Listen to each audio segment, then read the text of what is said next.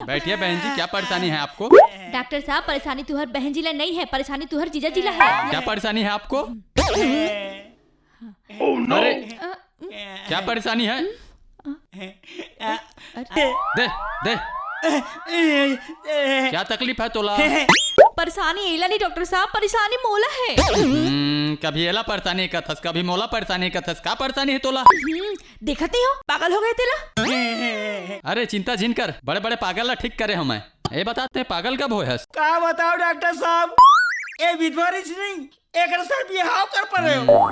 विधवा संग शादी करे, ये तो समाज सेवा के काम है जी।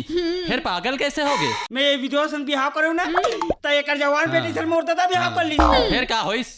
फिर का होना है, मोर बाप है मोर दमाद हो गए। अच्छा, तोर बाप है तोर दमान बन गए। फिर का हुई, मोर बेटी मुर्दाई बन गए।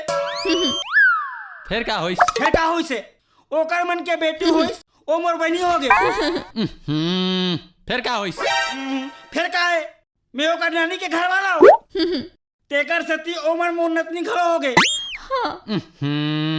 फिर का होइस? फिर का है, हमारे बेटा हो से तो अपन दादी के भाई हो गए। दादी के भाई हो गए। फिर का होइस? फिर का हुई से मैं अपन बेटा के भाचा हो गया। और फिर का होइस यार? अरे का बताओ डॉक्टर साहब, मोर बेटा अपन दादा के सर हो गया। का है